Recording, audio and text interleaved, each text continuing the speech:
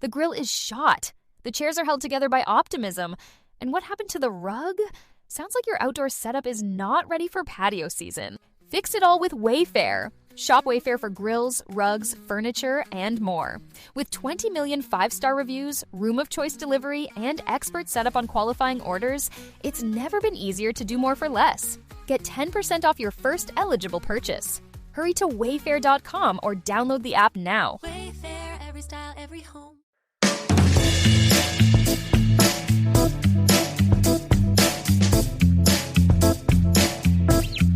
Welcome to episode 433 of Untouchable iOS, the podcast that keeps you connected to the ever-changing Apple ecosystem. I am your host, Dave Ginsburg. Each week, we break down the latest news, updates, tips, and hidden features across iPhone, iPad, Apple Watch, Mac, Vision Pro, and Apple TV, all with insights from friends, experts, and the Apple community. Because here we read those release notes so you don't have to. I am so glad we're back. We are back from Macstock. We're going to recap that in a little bit, but let's find out who's here this week. Starting off with Jill McKinley, always in that first slot. How you doing, Jill? Thanks for being here. Well, I'm doing great. Now all my crunch to get ready for the conference is over with, and I'm almost done getting ready for the conference, so I look forward to it. Did I miss it? Was that last week? Oh, yeah, wow. Also here is Chuck Joyner. How you doing, Chuck? I'm good, Dave. I echo Jill's sentiments. I love Macstock. I've absolutely enjoyed presenting, but there is a certain crash afterwards that you just we were all on such a high, and now we're down here with you. Wow! Wow! Nice. I think I'll go moving on. Welcome to Marty Jencius. It was great to see you, and I'm glad you're here. Yeah. How you doing? I'm still recovering, and but the hardest part is the unpacking, because I have fewer places to put the stuff back to. So, there's this process. I'm going to do this methodically, and these things will go in this drawer, and then it's like, oh, hell, let's just get it in drawers and forget about it. Yeah. So, I'm just about done with that, and actually found some stuff that I shipped off to my son this afternoon, so it's completely out of the house. Well, that's good. That is a good thing. Also here, Eric Bolden. How you doing, Eric? Good. Thought for sure I would have my office ready. So I didn't get a picture ready, but... Well, you got the old picture from the Apple commercial from 1984. And there's a picture of a plant in the background. Right. Okay. And apparently a right. light. And there's a light above, but I have to keep moving the camera to look up and back down again. So it's close. It's close. I'm still trying to get used to this, what is it? The OBSBot camera that I've been infected bought one with. too? Yeah, I got one. I bought one last year, so it's... Am I going to be FOMOing again? Jeez. I don't know. I as I mentioned in this setup, their interface is so complicated that it makes it impossible to find the simple thing you want to do. That's fair. You have to, it's like, I just want to zoom in. How do I do that? And you have to go through the 3 different tabs. It's a trip. Yeah. And also, last but not least, is kind of off to the right on that camera there, but it's Jeff Gamet. How you doing, Jeff? I can fix that. I'll do that after we get through the introduction. Sorry about that. I'm doing all right, except clearly I can't position my camera correctly today. And unlike Chuck, I like you. So I'm happy to be here. Oh, well, I am glad you are here as well. And let's get started here and we'll talk a little bit about Macstock, do a little bit of recap. Boy, we had a ball. We had an absolute ball. It was what an amazing conference. This was almost a week ago now. I said, oh no, it was Monday. We left each other, so it's only been a few days since as a recording. And it was an absolute blast. It was great to see everybody in person. We started off. If you already heard episode 432, it was the celebration of the 10th anniversary of this show, and I was absolutely pleased and excited that we are able to get together and hang out and do a show together live on tape. As I think I've shown you that last episode, I got a nice sign my wife had given me that commemorated the 10 years. And then she made some nice cookies with the logo on it. So we had some real fun times there with that. Guy Cyril was nice enough to be the producer, and we were able to salvage the audio, but unfortunately the video didn't turn out so well. So at least we got it on we can listen to it. So, go back and listen to that show. But it was a lot of fun to do that live. And then Thursday, many of us, I think all of us here, went to the Creator Camp Macstock edition. Had a great full day of learning eCam, and can't wait to go to the eCam Creator Camp in the fall. There'll be 3 full days. So Marty and I are both going, so that'll be fun. It was great to see Doc Rock and Katie folks. We missed you. Yeah. We wished you were there, but you were there in spirit. So, and then we met a bunch of other great people from the eCam fam. So it was a lot of fun there. Then we kicked it off on Thursday. We had not Thursday, Friday, and that was a absolute blast. A lot of great speakers that day, and it was quite the sessions that were going on. We open it up with Mike Potter, and it's alive and became a mad scientist, showing us how you can repurpose and add life to your new Macs. Chuck, you were talking about earlier, it gave you some thoughts with Mike, what you talked about, right? Oh yeah. I came home with a slew of notes from the start of the eCam right through your session, and it just, I've got so much work to do now that so much for that whole relaxation thing. Yeah, and I'm not going to hit every single one of them, but we had some. I'll just bring on notable ones. Jeff, you did an amazing job, I must say. That was probably one of the best workshops we had. The fact that it was very, very interactive. You really engaged the audience. Everybody was being very creative, and it was inspiring, actually, because was inspired as the theme. That you got everybody to draw, and they actually came up with some pretty good drawings, huh? First, thank you for saying that my workshop was great. Yeah, it was. It was so much fun, and I loved when I hopped off the stage and was walking around looking at what everyone was working on. Yeah. It was so cool. We had almost every single person that attended Macstock sitting there drawing at the same time. It was just so cool. And then seeing what Chris and Chelsea were doing, they're both completely blind. Yeah. And they had special displays that are like Braille displays, so they could feel what they were drawing. And they made real art, and it was just so cool. Incredible. Yeah, it definitely was. You did, I think all of us, I participated, I think all of us participated, and had a lot of fun. And that's a great app. And Chuck, I don't care what Norbert says. Yeah, you can draw. Drawing was been on my bucket list for a while, so I was excited. Awesome.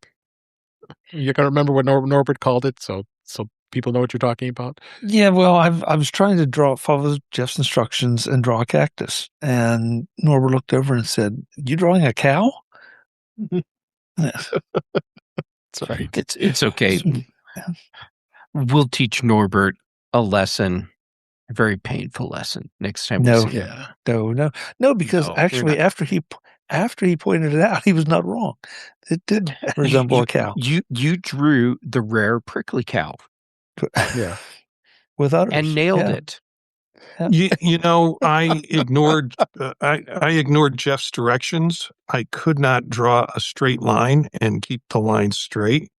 So I just kind of did dots or dashes around it to create the image. That way I didn't have to sustain a line. And then started filling it in with shading by painting it instead of doing the complete fill, and then putting some dots in to give it some texture. And I just had a good time with it. Yep, Which is awesome. There's oh my Jill. God, She still has Jill, it. your cactus, your happy Yeah, cactus. on video. She's got her happy cactus. And then we wrapped up.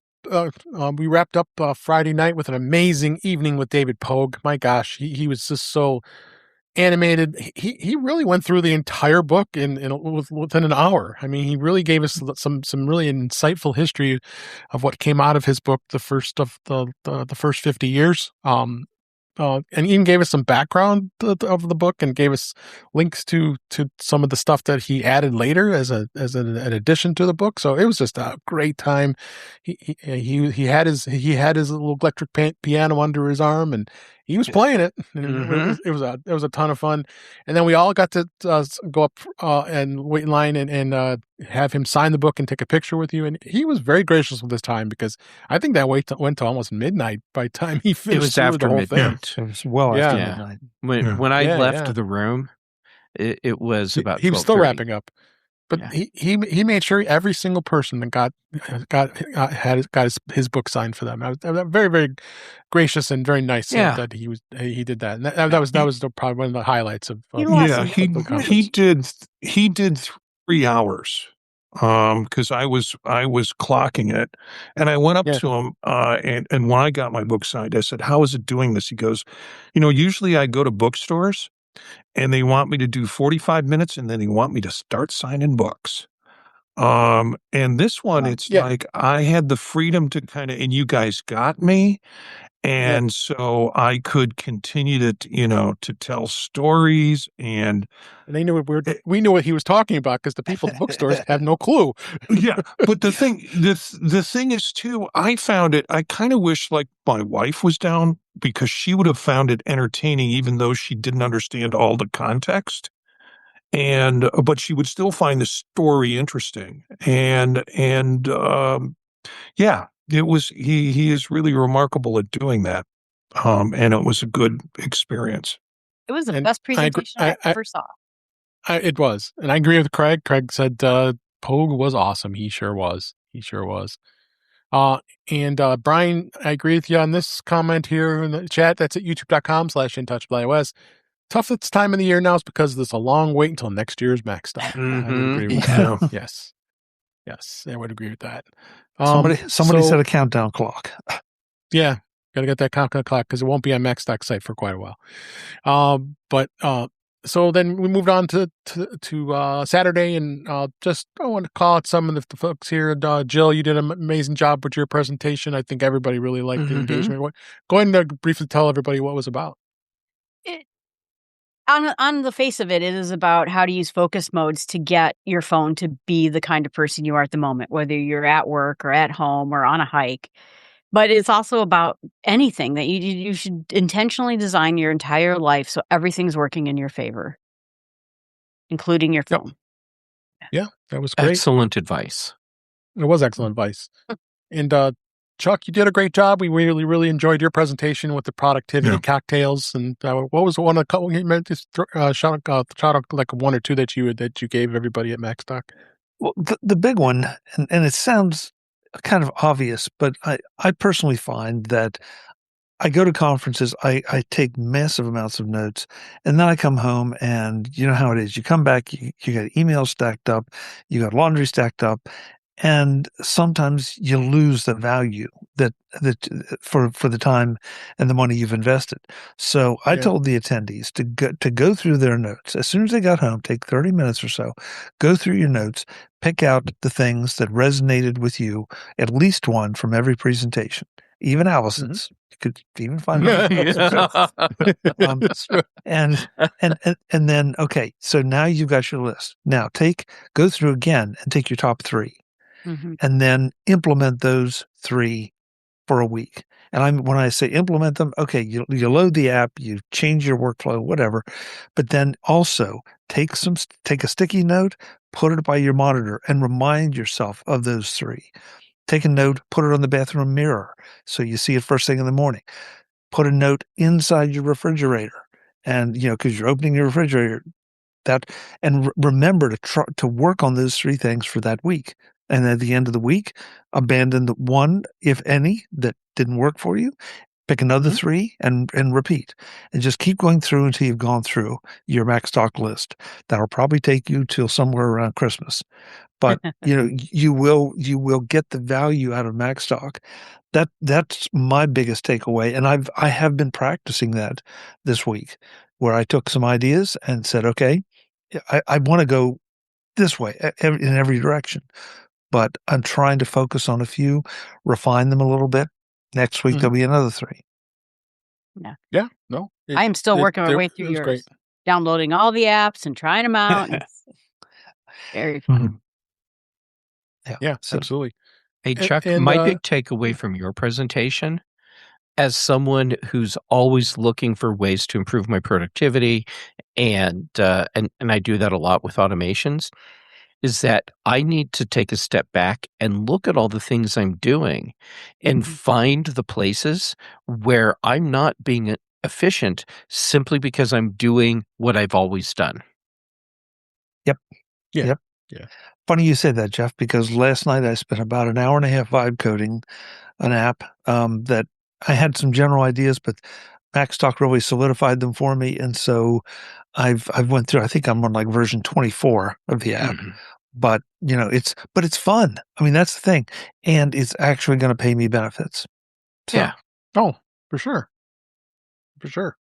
And then we went, Dave Hamilton did a great presentation about practical AI workflows anybody can use. His workflows were amazing. And I wanted to try a lot of those. They were just so good. And then Marty, we had a great evening. Granted, we had a little bit of a challenge with getting people to come, but I thought the groups themselves were just great. We all sat around and go ahead and explain what we did. That was a great troubleshooting peer session, and then you really you drove it to have people sit in groups, and we talked about stuff. AI was one of the big ones. Yeah. We had some unannounced counter programming that occurred, even at the surprise of Mike Potter, I think. And so, the process. Well, first of all, I always like to, when I do a presentation, I always like to give somebody a takeaway, something that they can do that's new. And so, I created a pretty sophisticated AI bot that you can use to walk through problem solving and troubleshooting, and using real resources and going out and searching for real resources. If you have a problem in any of your Apple devices or connectivity, this will walk you through where the potential problems are and where the potential solutions are. But the power of this whole process is really in the group, because I'm not going to go up there and try to be the answer man that's going to answer every question about troubleshooting. That's insane. But the group has such a remarkable amount of knowledge, power, and intuition that if you just surround people in topics that they have either questions about or interests about, that conversation enough will drive potential solutions for problems that occurred. And so the setup was really kind of a open space technology model that was used, where there are fluid groups, where the group starts with the people who are going to be there. It ends when the people have decided. But the most important concept is the law of 2 feet, that if you're not getting something from the group or giving something from the group, get up and go to another group. And there was some of that movement, which was really kind of fun to see. And so, the concept worked, and Mike was looking for something like that in terms of community, and I think it was good with the group that we had there. Yeah, no, I was loving it. I mean, it was right up my alley because of me being in IT support and doing that kind of stuff, and just sitting and listening. We had one person, I won't name names, but that was pretty frustrated about how ChatGPT wasn't getting the information he wanted, and it was he wasn't taking the time to have ChatGPT learn who you are, because that's what you have to do. And so those were great. And then some of the security stuff that even Mike in security, he was talking about Tor browsers, and so there was just a lot of people just would get into the groups and be just fascinated with some of the discussions. So Yep, I thought Brian. well. Yeah, Brian, who's in the current chat room with us Brian, on this show, kind of anchored that group, and I thought, oh, this group isn't going to last too long because it's gonna go deep really quick. And Brian did a wonderful job, from what I could tell, getting people engaged, and because of that group ran through the whole session, so it was pretty neat. Yeah. No, well, I think Brian's skills as a educator probably helped a little bit. Yeah. We'll say Jeff anchored a group too with folks, and was very helpful with that in terms of dealing with issues. I'm glad I was able to help. And Marty, your discussion of organizational structure and meeting and things was fascinating. I was like, wait, I want a whole class on this. So Yeah. it was like, what? Yeah. And Marty, that slide you showed, the troubleshooting mistakes we've all made, that was fantastic. Thanks. That was all great stuff. So we moved on to Sunday, and I'm gonna just was just because we've gone through here. Doc Rock did a great presentation on eCam. He did some great demos, so that was great. Mike T. Rose taking care of technology caretaking for complete amateurs. Really, really good presentation to learn some of that stuff. And then just skip down through a little bit here, and it just went. And I was really kind of hesitant at first. I was like, oh my God, why am I closing? I got stuck being the last person from the end of the conference, but you know what? It worked out really, really amazingly well. People were just giving me some amazing compliments, and I don't know. I have to read this because getting a compliment from Allison is kind of hit or miss, honestly. But she set out this quote her saying, Dave Ginsburg had a really classy looking charts with great graphics telling the story of the last decade of Macstock and Apple to coincide with his celebration of 10 years of Untouched iOS. And then the two other guys, Bruce from Alabama and Steve, were there talking about how they had to be generated in AI. And I already told her that they were. And then we talked about how that was okay, but because they were great charts and again enhanced his narrative.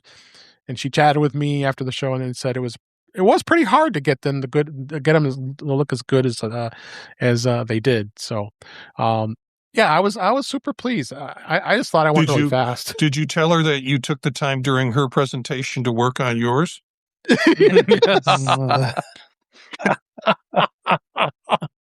Oh, Marty. I did not tell her that. Okay. I'll let her know. No, but I'm going to text you did her. now. Yeah, she just did. Oh, Marty, you cracked me up. I was really pleased, and I'm not trying to toot my horn here, but it was I really enjoyed it, and like I said, I got to the part just before I started talking about this show and all that going on. I was like, oh my God, I felt like it was like 10 minutes. I got through it all so quick, but it worked out good because we were running about 30 minutes late, and I think everybody was pretty much ready to rock. But then when I got that excitement going, there was some cheers in the audience. It was great. So it was good stuff overall. If anybody who didn't make it there, why weren't you there? You got to be at Macstock. So Macstock 11 was announced. Mike did announce it'll be next year. So we'll obviously find out more about it as we get towards next year at some time. So, but I do have links in the show notes to going to the digital pass. It will not be available probably for the next 45 days, I would anticipate, because Mike will be hard at work getting those all edited down because all the recordings were there and getting that stuff going. So, but overall, what a great conference! I really appreciate you listening to the recap because I thought it was well worth talking about what it was. Anybody else have any closing comments on Macstock before we move on to the Dave, stories of the day? The pacing on your presentation was really good. I don't feel like you rushed us through anything, and I don't feel like we missed out on anything. Go ahead. You said you ran out of slides. I'm done with slides, and I've still got time. And I turned to your wife, who I was sitting next to. I turned to Kathy and said, "This is when he'll riff, and this is when it'll get good. Not that the other wasn't good, but this is when you get to put yourself into the presentation instead of the content." And that was fun. Yeah. I improvised the rest of the time. Yeah. So, because what can I say? I like scripting it sometimes, and that type of presentation was more of a scripted and a lot of talk and not much demo, which was fine. I think that's what inspired me. So it was great. But anyway, let's go ahead and move on. We'll appreciate Dave, all of you. one other thing before we move on. After your presentation wrapped up, and of course everything is now over for the event. Yeah. I heard someone saying that seeing you up on stage talking about Apple, they could tell you were really in your element. Oh, great. That's awesome. Mm-hmm. Thanks. Appreciate that. And I'll throw one other thing in, and that is the obvious advertisement. If you enjoy hearing us talk about it, you will enjoy it even more if you come. You will get so much more out of it. I don't even remember where the weekend went, because it was just top to bottom, great information and a lot of great friends. So, mark your calendar. Well, we can't mark it yet because we don't have the date, but just plan to attend right now. Save some time off from work and come and join us, because it is so much fun. Yeah, it is. It is. And even Ken Ray was there. He made some good comments. I mean, there was just so many great people. Ken. It was so great to see Ken. Yeah. So, of course, I think he got the Macstock bug because it sounded like his voice was getting kind of garbled the second day of his show this week. But all right, let's go talk about some of that stuff we want to talk about here after that great review here, and let's hit Vision Pro real quick. The really Vision OS 27 beta is still going, but beta 3, is it beta 3 or beta 4? I can't remember. I think it's 3. Is it beta 3? Okay, so we're beta 3, so that's still going. They are continuing to do the betas for Tahoe. I mean, it's not Tahoe. Vision OS 26. That's going to be. I have a wrong link here. Vision OS 26.6 is in beta 5, I think it is. So they're still testing 26.6 across all the platforms still. So that's out for those who don't want to go on the beta. I don't know why you'd be doing 26.6. You're just doing Apple a favor by testing a secondary one. So, well, to be fair, anyway. We're always doing Apple a favor when we install their beta operating systems. We are. Yeah. So, and then I have an app here, and Eric, you shared this in our chat, and I know we didn't get to do a Vision Profiles this week, so I thought it'd be great for you to talk about it a little quick, and about this app, the I'm Wizard Air AR Magic Combat. And it would be especially great if I had actually had a chance to have it fully download so I could play it. Okay. I did watch all the previews, and I figured, I got plenty of time. I'll send this out. I'll tell everybody about it. And we've got like a week before we need to have it all work. Right. Well, you'll have it ready for Vision Profiles next week. However, yes, it does look like they did a nice job with this. Lots of hand actions, interactions. I'm looking forward to it a lot. So more later. All right. That's all we got for Vision Pro this week. There was news was pretty quiet this week, actually. So let's go to the betas this week. Public betas were released. That was kind of the excitement for a lot of news stories about that this week, and the public can now do beta testing, not just developers, all across all the platforms: iOS 27, iPad OS 27, tvOS, watchOS, and Mac OS, of course. So those are all released, and it seems like a lot of people have been saying that it almost might be worth you trying it, which still scares me by doing, especially on your most people don't have secondary devices like what some of us do. And like I said, if you don't want something to break and be unhappy that you got to reconfigure your device, don't do beta. We do beta, so you don't have to. That's exactly. right. That's why I say it. We read the release notes as well. So I don't remember. Okay. No, of course not. You just dive in. I know you, Dave. You just dive right in. It's like, oh, beta, download. Yeah. Well, Tear what right can I through say? them. Even worse, developer beta download. Yeah. Mm-hmm. Only I'm Vision Pro. Yeah. No, I'm doubly stupid.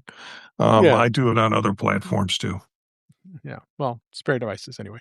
But yeah, if you'd like to check it out, I said a couple journalists. I think Joanna Stern was saying it's worth a download. I think Marquez Brownlee, MKBHD, also was saying that this might be worth it, only because of Apple Intelligence and I liked what Kirsten uses, Sheila AI.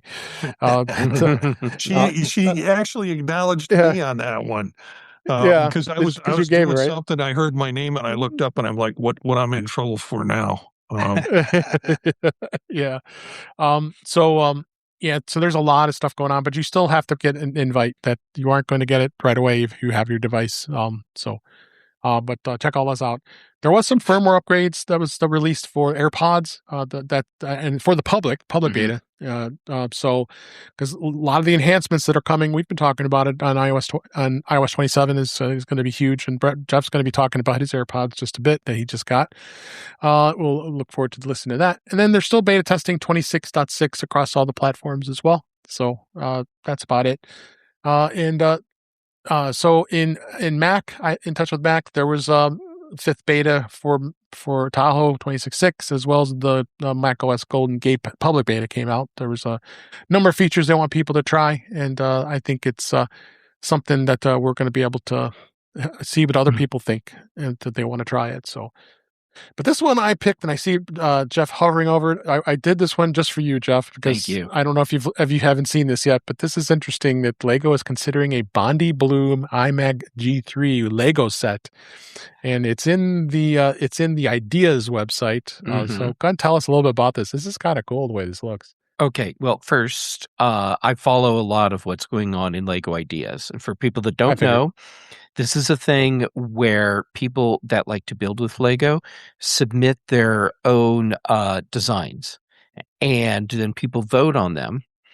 And if they get enough votes, then they cross a threshold where Lego can look or will look at these designs and decide if they are worth doing further investigation to see if it's a viable kit, so something that they can actually sell.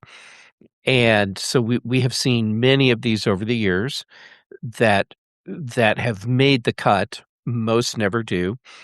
When they get to the point where the Lego iMac has gotten past the threshold of yes, enough votes, and now is in the phase where it's not being directly considered, but it hasn't hit any of the immediate red flags that would just stop it from continuing the process.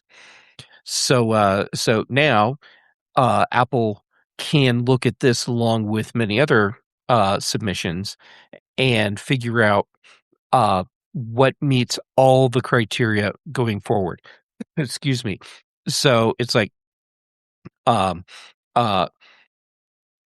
how approachable is the build?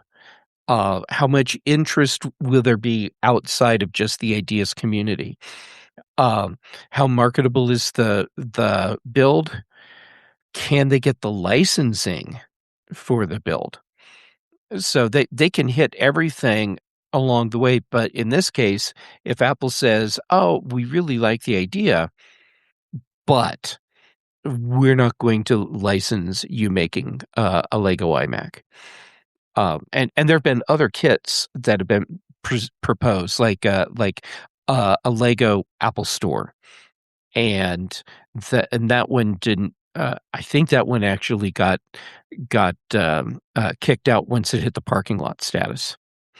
But anyhow, I love the idea of this. And assuming that it makes it all the way through and Lego can get the licensing for this, I think it'll be a fun build.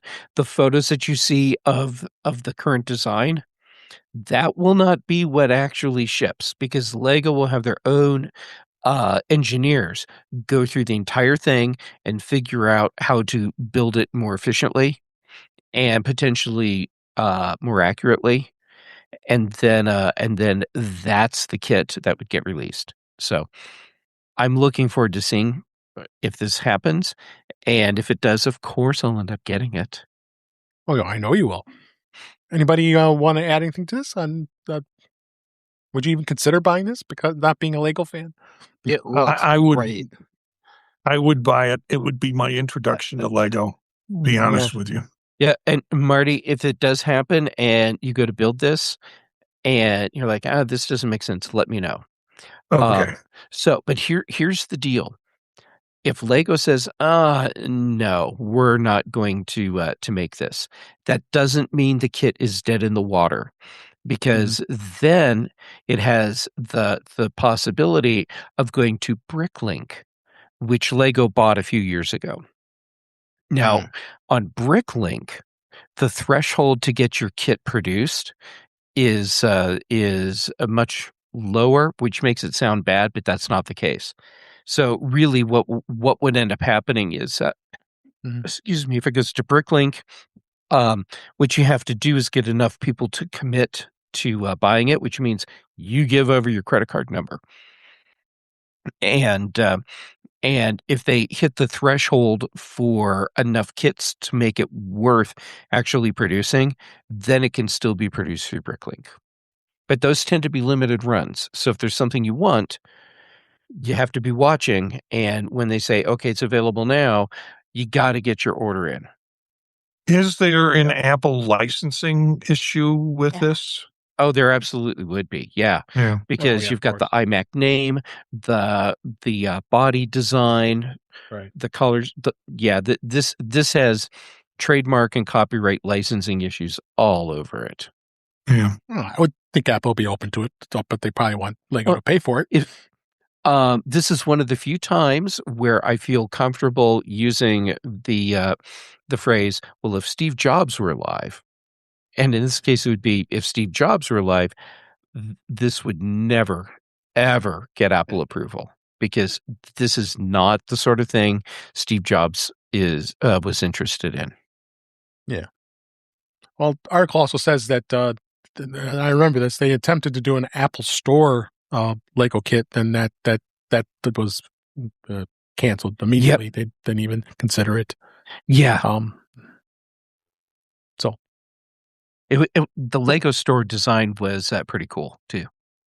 Yeah, but I knew it would never get made. Yeah. So, all right, let's go on to some other news or other topics here this week. This was the big story this week. I wanted us to have a bit of a discussion about it.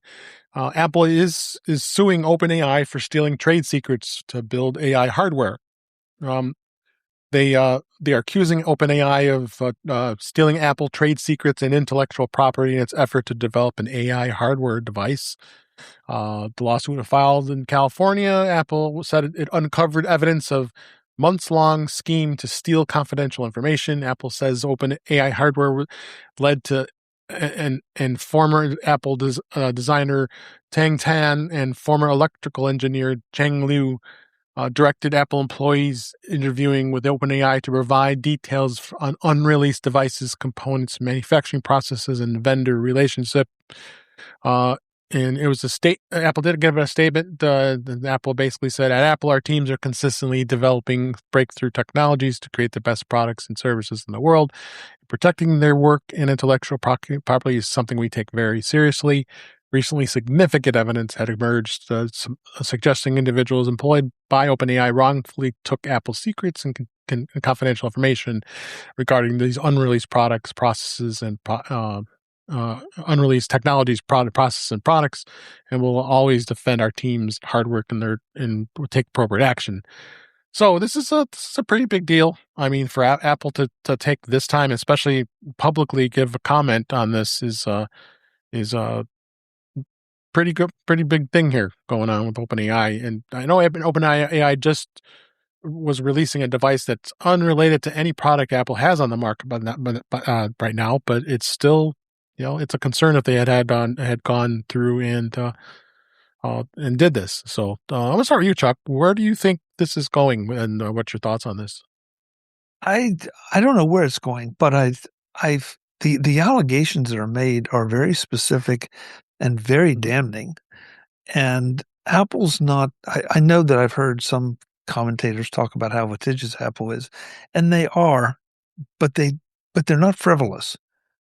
So 99% of the time, there are a couple examples, maybe depending on your point of view. I feel like this is one of those places where there's smoke, but there has to be fire. I'm afraid there's a lot of fire under it, because they talk about how the potential interviewees were even instructed on what you should bring and how you can bring it without having Apple know about it. Mm-hmm. And that seems particularly nefarious, especially since one of the head guys here is, high up in Apple. So he would have had the knowledge about how to potentially get away with this. I don't know who spilled the beans. I don't know how they found out, but if you look at some of what we've seen, the allegations, they're not inconsequential. I don't know if it's a company killer, but it sure does not look good, and it sure is going to make you wonder about the ethics of one company in a set of companies, or a category of companies that already has their ethics under fire for quote unquote stealing content to train their models.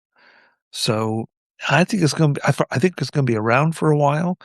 If there's ever a settlement, I think it's going to have a lot of zeros in it. Oh yeah, for sure. What about you, Jeff? Okay, Chuck hit on one of the important things. The allegations are very specific. Mhm. You don't make allegations specific like that unless you have the evidence to back it up. So, yeah, I'm sure Apple has audit trails or some sort of records that they can directly point to, and then I'm sure they have other evidence that has come up as well that's gone into this.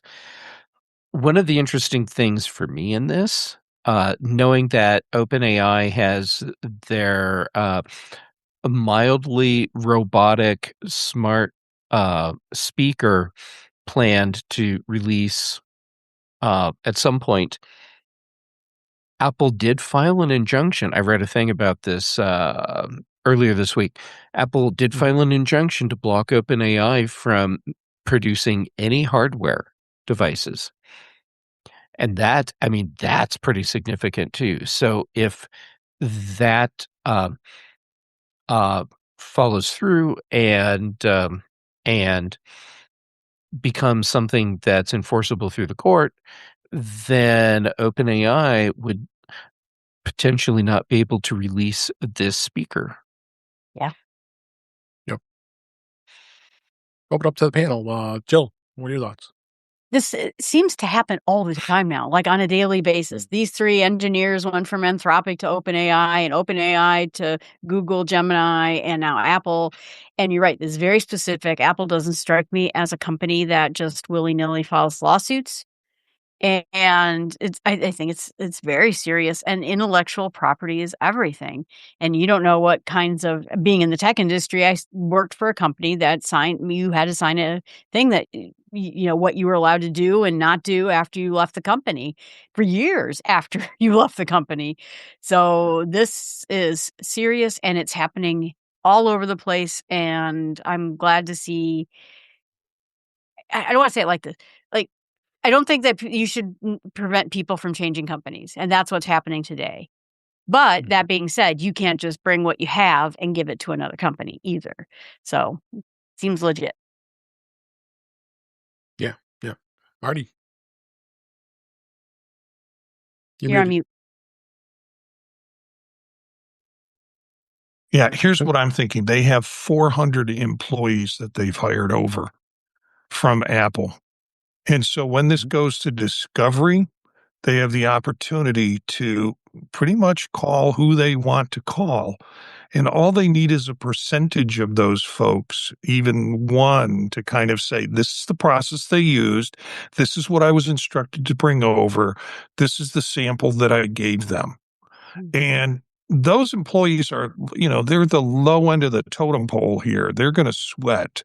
And so I think that will be what opens up in the discovery and in the trial, eventual trial or court decision, that employees were instructed to do some things that were unethical, and they were probably stupid on their part, but it did occur. And that's going to be the damning aspect of the whole process, that they were coaxed into unethical and potentially and illegal behavior. Yep. Derek, go ahead, wrap it up. Yeah, and it is dangerous to have direct transfer of information from one company's products into another company's products, because, as Chuck said, you run the risk of not being able to release that product, or if you do release it, having to recall it all. There also is the software side. Apple allowed you to pick what models you connect, and then they had an agreement with Google to use their model as kind of the default. This is not a single year process; this is a multi-year process, and having a company that has a huge proportion of the phones and devices in the world, not really wanting to continue a relationship with you, or at least not making it easy because of your actions, is maybe a bad risk for going forward. Yep. Well, interestingly enough, OpenAI's response to this is no evidence Apple's trade secrets complaint has any merit. So they go through that. I'm going to spend. You can take a look at the article in the show notes, but they're going through and saying that Apple lacks visibility into what's been happening behind closed doors at OpenAI, such as where such misconduct is normalized and exempted from leadership. So, just to say, this is going to be a battle for quite a while, and then there's the rumor potentially that their first AI device is going to be a portable smart speaker. Which is kind of strange. The first, which will be a mobile smart speaker without a display. This was reported from Bloomberg, that the device is at the heart of a new little spoot here, as we talked about. It's supposed to be designed to serve as a human-like AI companion that lives in the home. It will be able to control smart home accessories, answer questions, play media, respond to messages, and more. So basically trying to be like the Amazon Echo Show. Sounds like a little bit without the show. Without the show, with no display. Just the Echo Ball. So yeah, maybe just like a Google Mini, Google Home Echo Mini, Ball. Echo Dot. Yeah, or the ball they have too. So, well, this is going to be fascinating. We'll be on the sidelines here, seeing what happens here. So, so then the next topic I wanted to hit here, I was thinking of you here too, Jeff, is the smart home lineup. A lot of rumors have been flying around, and I just thought it'd be fun to talk a little bit about what we all think potentially Apple is going to come up with when it comes to that this is ready. Now that Sheila AI is ready to launch on for iOS 27 and iPadOS 27 and macOS 27, they can finally produce some new smart home products to build to work with the smarter version of it. So Apple has new devices in development. It's been rumored for quite a while, including a home hub and then the updated Apple TV 4K, some updated HomePods and cameras.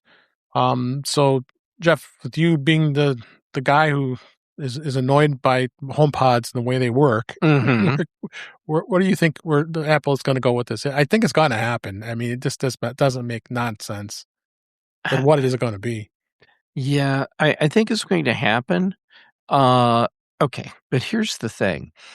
I'm starting to question how long it's going to continue happening. I'm questioning Apple's long-term commitment to their own platform, smart home platform.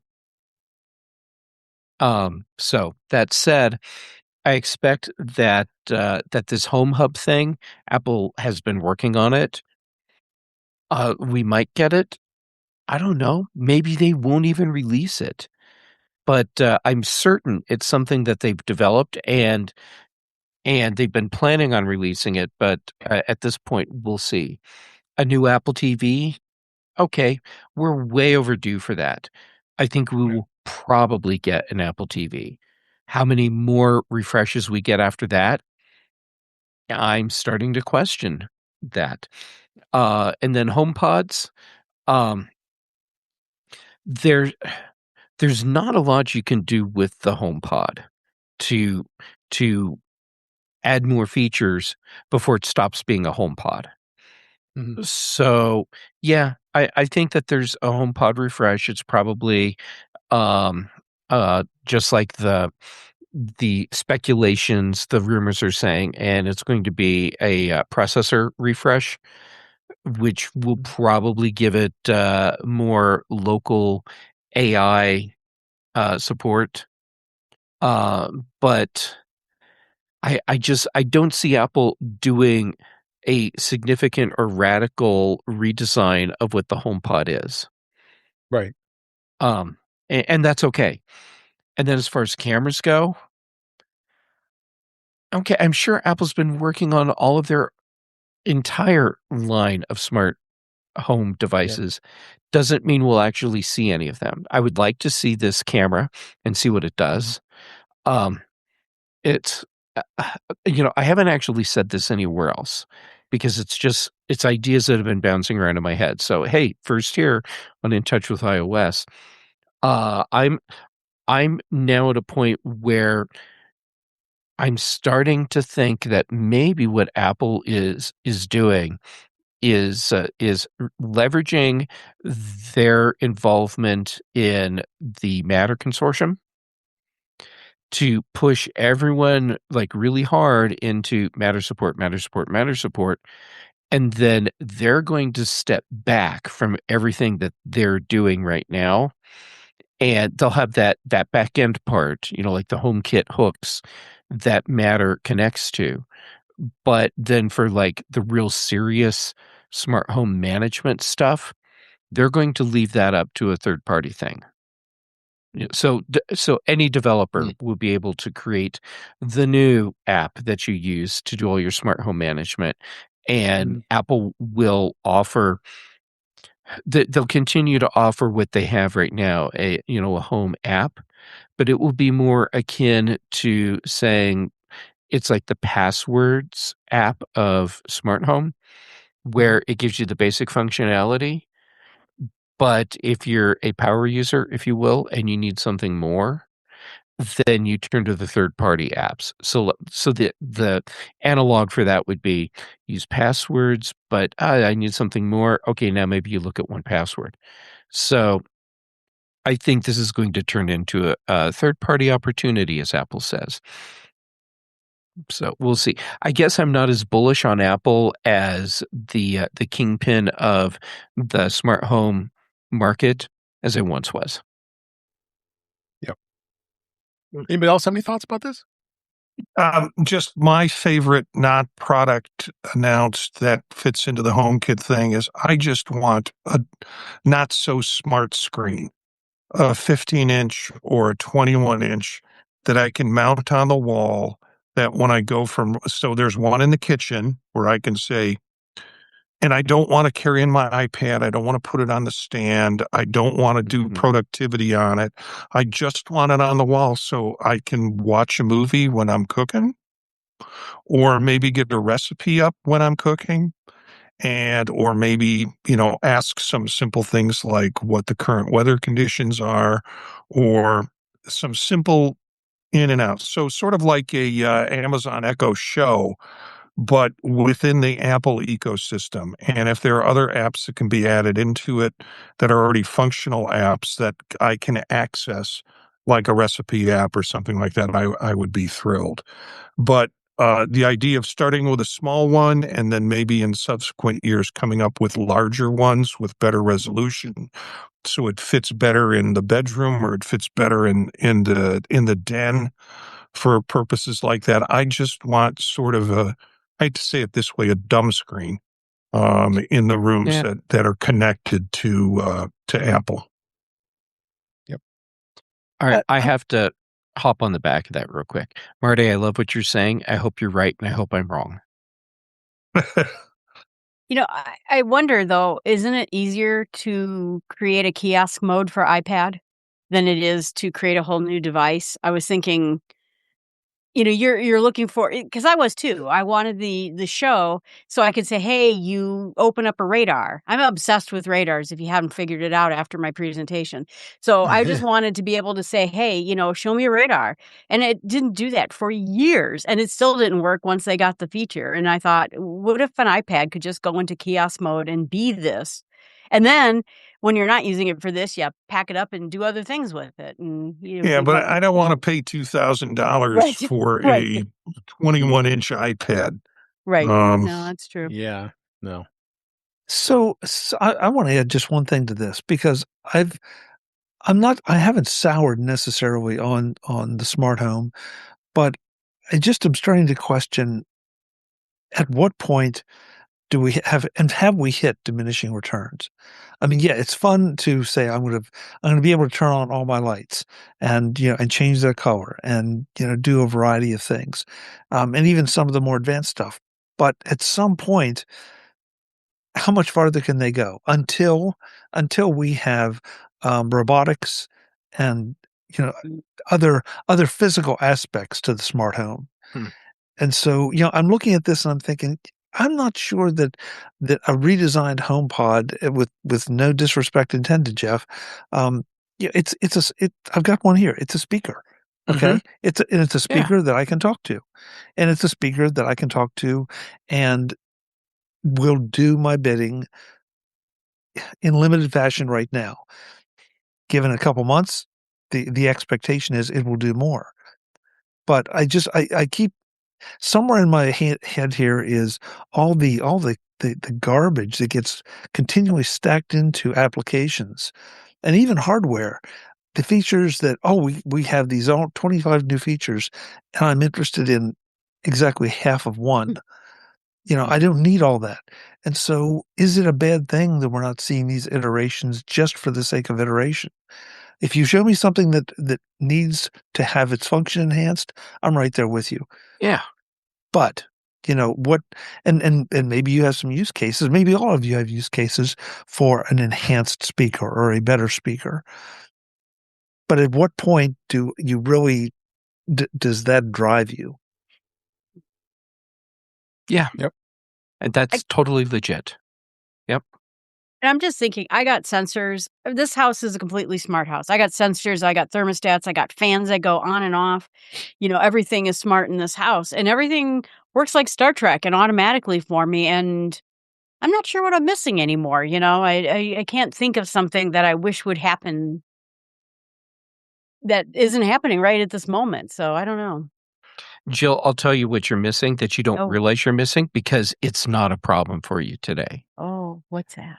So if you're heavily invested in the HomeKit ecosystem, Yeah. the database for all of your stuff is horribly brittle. And Apple does not let you do a full backup of that. So the day something breaks in that database, then you're going to be wishing Apple had given us the ability to properly back up HomeKit, because your only option is you nuke and pave and you start from scratch. Right. Okay. How do you guys survive hotel rooms where you actually have to switch lights on? And I walk around in the dark and cry. Yeah, how do you It's survive? easy, Marty. You call down to the front desk and you say, the temperature's too cold. I need it to go a little higher and it's not responding. And then somebody comes up a little while later and they press the button and it gets colder or warmer. Oh, that's Or a they great life replace hack. After or David replace the Pogue? battery in the thermostat. Yeah, yeah. After David Pogue, I stood in front of my door going like this. Why won't this door open? Why won't this door open? And then I'm like, okay, Jill, you're way too tired. You need the key card. You need the key card. Hey, Jill, you brought up, I just remembered this. You brought up the whole thing about, man, I wish I could have that kind of, I'll call it a kiosk mode for your iPad. Panic software, well, it's just Panic, but the software company. Right. They did a thing many years ago called Status Board, and it was an iPad app, and it was extensible, so people could write modules, and it became that unified interface for all the information you need, and like if there's controls that you need, just you could have it built into just a unified interface, and it was glorious. Well, right And- now, I use widgets, and my iPad has all these widgets on it, and it's one, it's a screen of my thing, and so I'm sort of faking it right now. But that sounds cool. All right. It was wonderful. I had an iPad an old iPad I dedicated just to Status Board, and I used the crap out of that all the way up until they said, well, apparently this isn't really that marketable of a product. And we're just, Panic does some wonderful, because you said Panic software. I'm like, what have they done? So they do the play date. they do the play date. Yeah. Which is a cool little retro device for doing stuff with. Yeah, they're kind of fun and edgy that way, I think. Yeah, they made some amazing apps and tools over the years. Coda, that was like the best code editor, primarily for web stuff. But good. I miss Coda. Yeah, fast. Yeah, Brian just said the first couple days at the hotel, I was asking for the lights to turn on when I woke up. I was just going to say that. I mean, I will confess that I have gotten very used to telling the lights in the bedroom to turn on and off. I have gotten very used to telling the TV to turn on and turn off in the bedroom. Yeah. And so you go to a hotel or even just set an alarm, which I don't use an alarm clock anymore. I just use my watch. And so fortunately in the hotels, that's good. But if I want to set a backup on the phone, I don't have a device, so I have to use my phone. So those are places that yes, you do get spoiled. There's no question about it. Mm-hmm. Yep. All right. Let's go ahead and move on to some of the news. A couple stories here. This was interesting, even though I used to play this in the past. I haven't done it in a while. Madden, John Madden NFL football has been in PlayStation, Xbox for years and years. And the last time it was on a Mac was in 2007, September 1st, 2007, when they had Madden NFL 08. That was released for the Mac OS at that time. So I guess I'm going to kind of say hell froze over because that's how long it's been. They now have, it's coming to, an arcade edition is coming to Apple Arcade. So that means it's included in your plan. So Apple did announce this today that the NFL's 27 Arcade Edition is coming to the Apple Arcade on August 6th. It's a new entry in the franchise, but built specifically for the service with a season-based structure and current NFL rosters. The game is a full Madden title, no ads, no pop-ups, no in-app purchases. It includes both franchise and quick play modes, as well as with player ratings drawn from the real NFL performances. Weekly story engines drive the franchise mode, casting players as GMs, as GM and tasking them, guiding them through shift line storylines and such and such. So it's going to be available for both the iPhone, the iPad, the Mac, and the Apple TV. Come on, guys. Where's Vision Pro, huh? That would be kind of fun.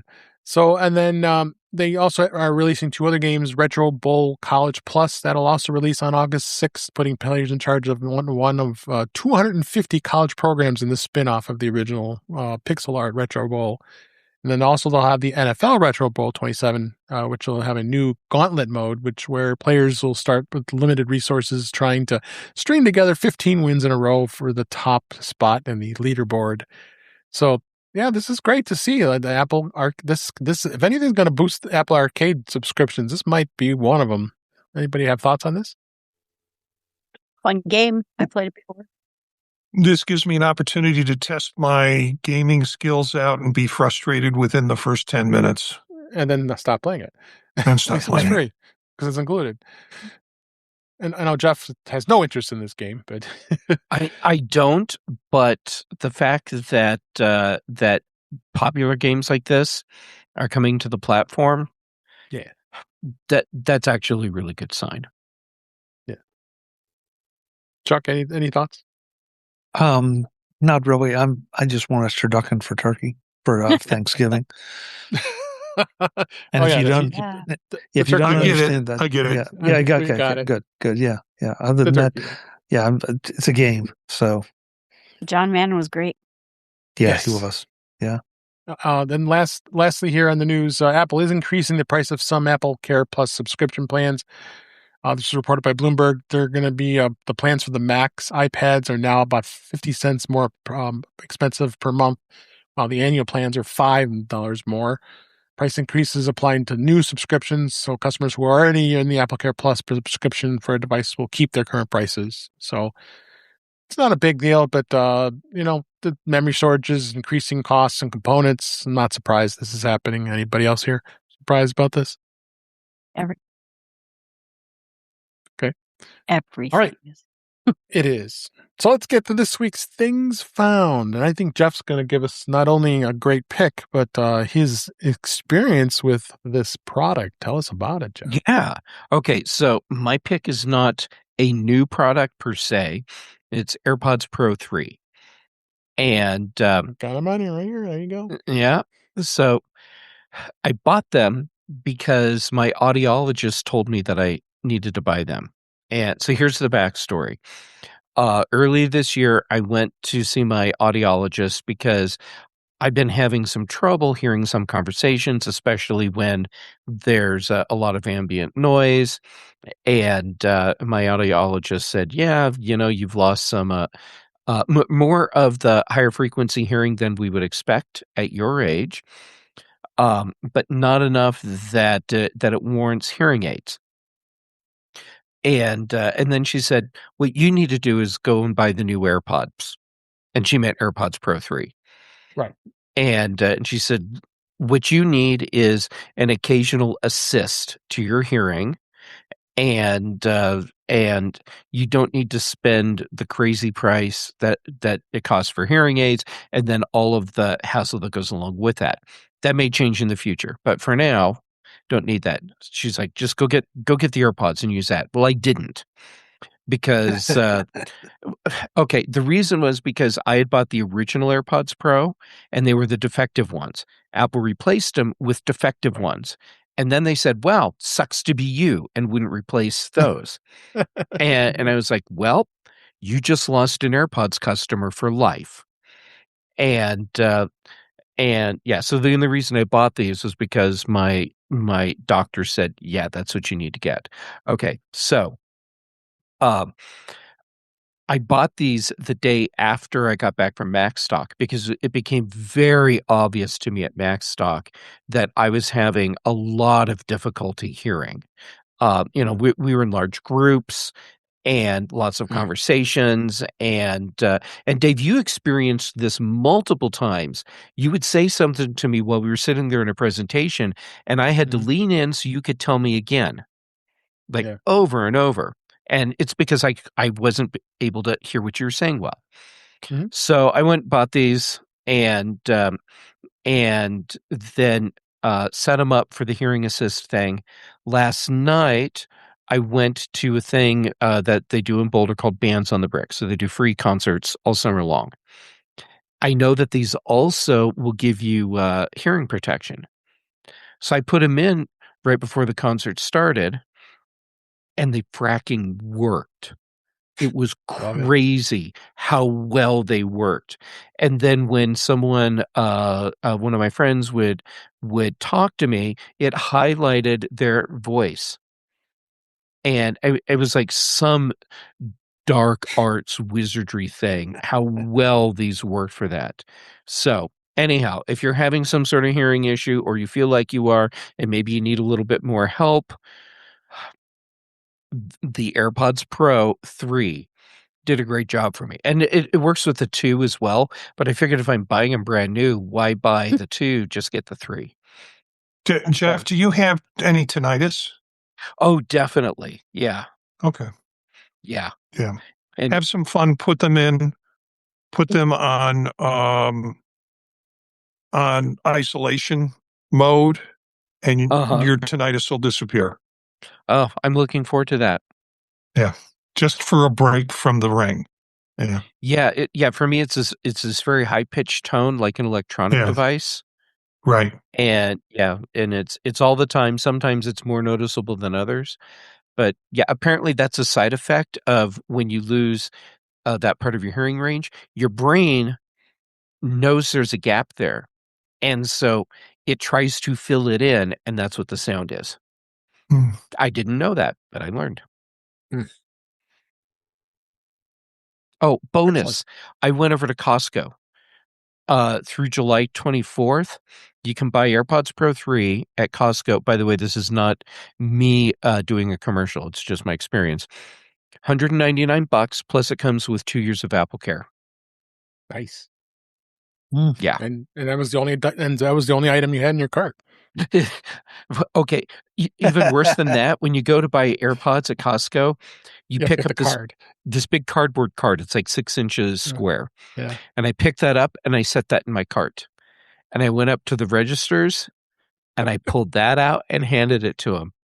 And the guy, he looks at me and he just kind of shakes his head. It was a very subtle head shake, but I saw it. All right. Thank you for the review and the great pick. So let's go ahead to me, and I found this pouch. It's called the MagSafe Wallet magnetic pouch, and I'll fix the link in the show notes. Got to mess that up here. And it has a charging in a pouch. That allows you to attach it to your phone, but it's also a pouch that you can store your wallet and your keys. And it's kind of like the one thing we got at Macstock that I've been using that holds it's a small little pack that holds your wallet and key. And there's a couple different models. There's the more bigger model with the clip, and then there's also the smaller one, which is the snap zip with the buckle, as well as a hook. And it's $30, and it's got a built-in MagSafe charger for your phone, and easy to carry around. And of course, Spigen makes great stuff. So I thought this was a great little pouch that you can travel with. And I'm going to get the smaller one because I like putting it in my pocket when I'm out and about. So this was pretty cool. So all right, and then let's go to Marty.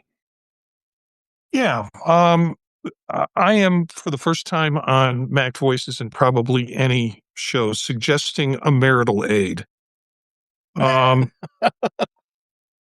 This, you got to click on the link, folks. This is the Anker Prime Foldable MagSafe Charger, 25 watts, Key 2.2 certified, and this collapses up.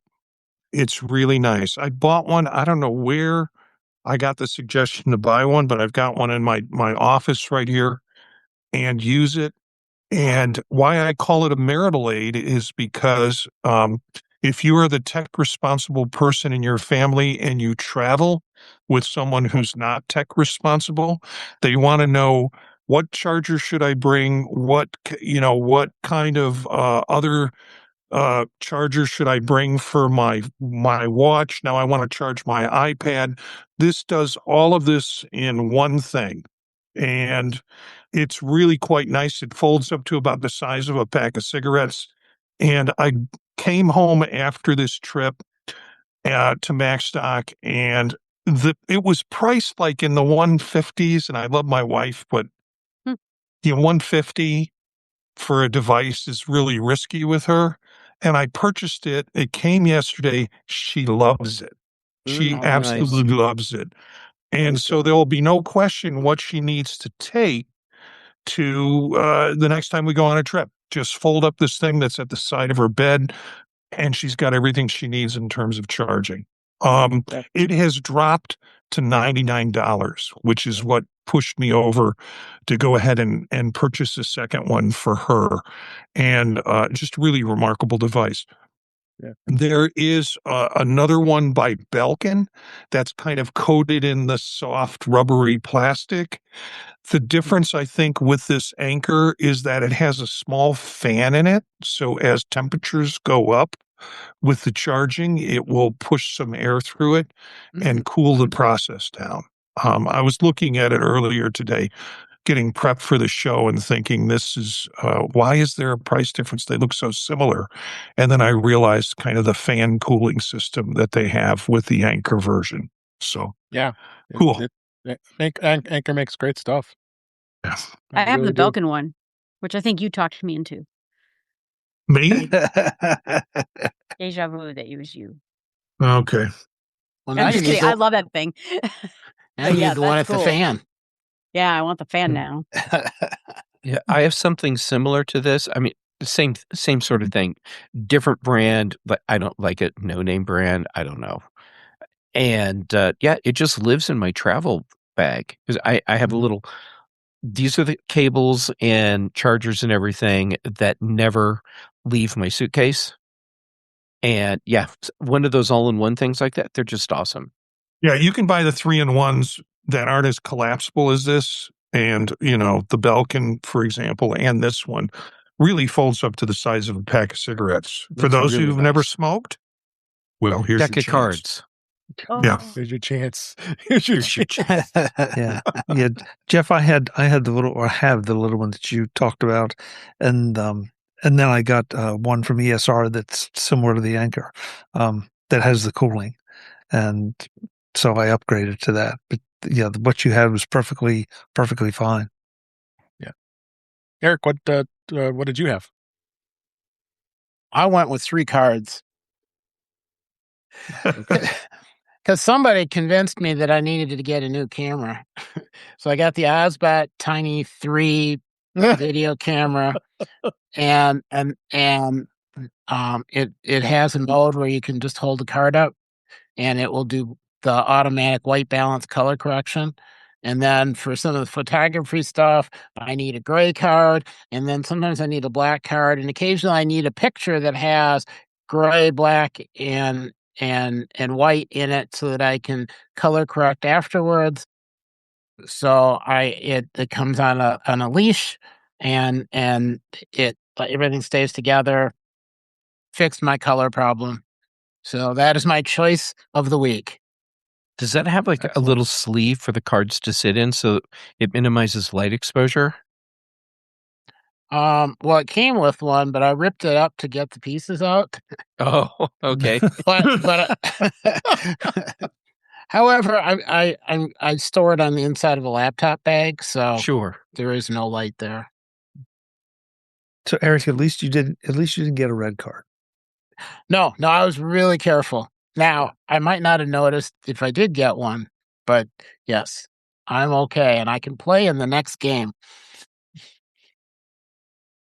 I put the link in the show notes for the Osbot 3 Tiny 3 webcam. Oh, it's actually on sale good. right now for $169. Hope you got that price. No, of course not. All right. But I got the box. That's the light version of it. Yeah, There's I a want a light tiny. version.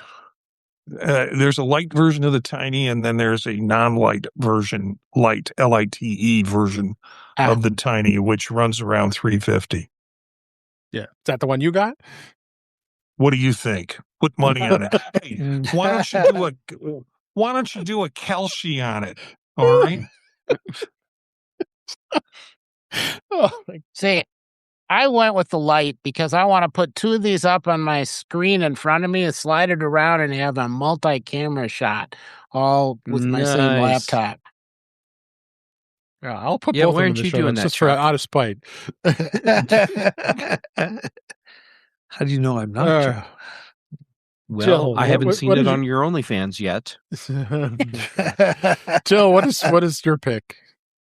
My pick actually is something that I got from the Focused podcast, but this was David Sparks as compared to Mike Schmitz, who usually gets me in spending trouble. And it is called the Hollyland, they're Lark mics.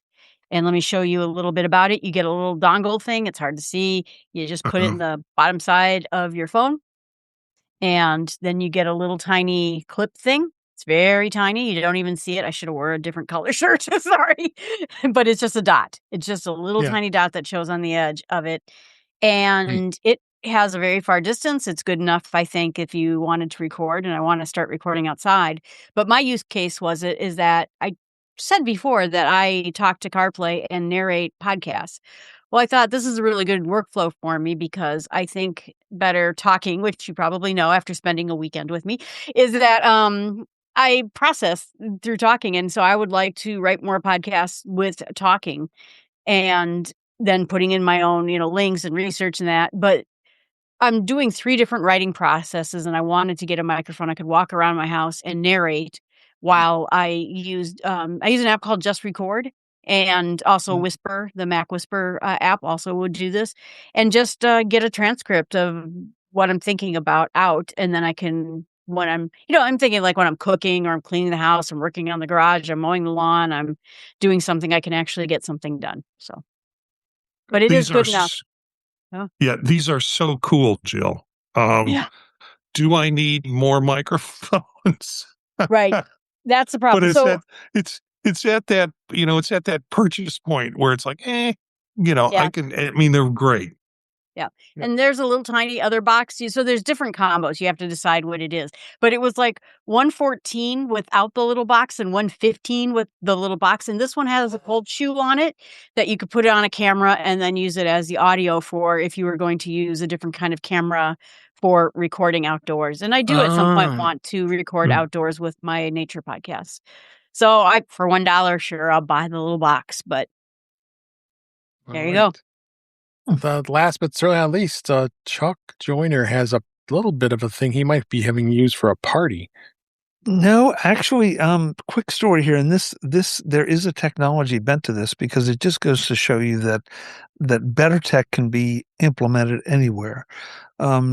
Team Cindy decided they were going to have a yard sale earlier this summer during one of those intensely hot sessions. And they had a pop-up tent. I've used that pop-up tent, and I can't tell you how many times my fingers have been pinched and expletives have been uttered. And so I went and found this, and this is the Crown Shades 10 by 10 pop-up canopy. And the best thing you can do if you have an interest in this is go to Amazon and look at the video, because it is constructed completely differently. That you take 2 of the legs, extend them down, then you go under the tent, and there's no other way to describe it. It's just one big button. It's a mechanical device, but one big button you just push up on, and the rest of the tent just magically appears. It is truly a superior device, and none of that finger pinching, none of those stupid little spring-loaded buttons to try to adjust.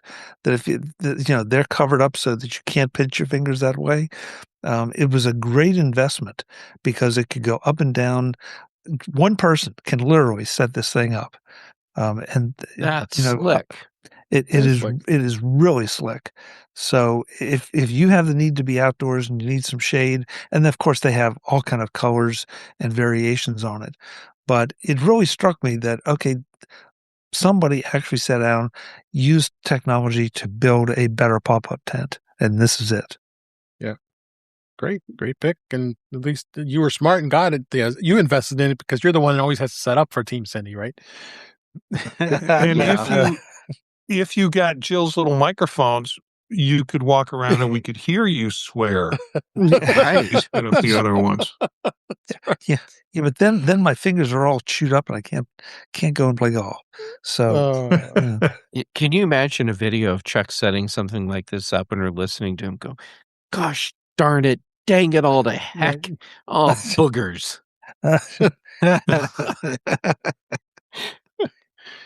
All right. On that note,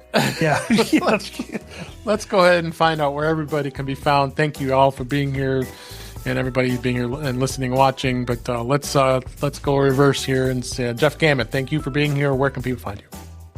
Well, thank you for having the tolerance and patience to put up with me and let me on. You rock. Okay, so on my my blogs, jeffgamet.com and freshbrewtales.com, and gonna do a pitch for my Pride Borbs t-shirts. People at Macstock were buying them, which just delights me to no end, because this means that they're going to be people all over everywhere, just with my cute little birds on their chest. jeffgamet.com/merch. Okay, then social media, J Gamet pretty much everywhere. And then for shows, Tuesdays on Chuck's Mac Voices Live. Here, Dave, with you for In Touch with iOS on Thursdays. Brian Chaffin and I do The Context Machine.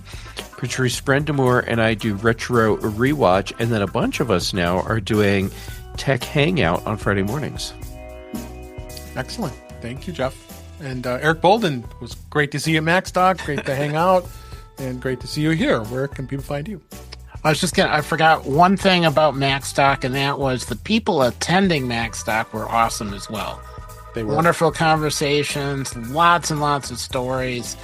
Yep. That really made a huge difference. It did. So I can be found on Mastodon at eabolden at mas.to. Wow. This new camera, every time I lean closer, I can see I need to shave. You know, I might need to go back to low res. Sorry. Yes, Mastodon. Then Sunday nights on the Neo Notebook with Marty and Dave. No, Neo Notebook. Marty and well, yeah, other people. You got it. Mondays with Vision Profiles with Marty and Dave. Tuesdays, Mac Voices Live, and of course Thursdays, finishing off the week with In Touch with iOS. Thank you, Eric. Appreciate it. Marty Jencius, thank you for being here as always. Where can people find you? You can find me and the stuff that I do at thepodtalk.net.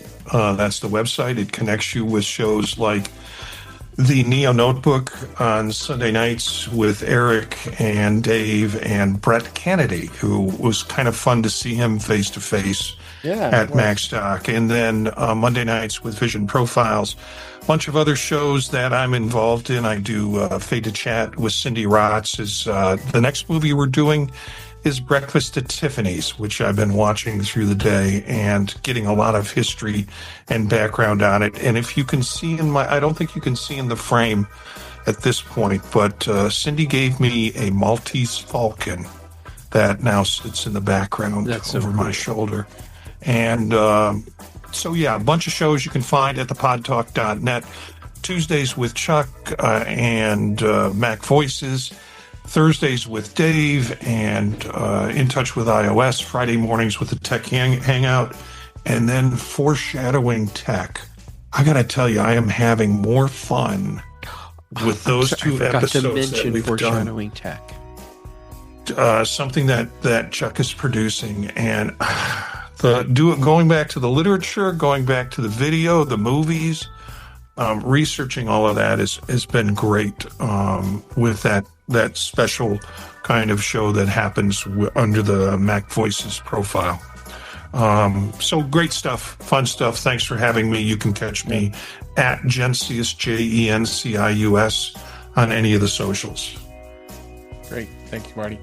Chuck Joyner, thank you for being here. It was great to see you as well. And let's know everybody where you can be found.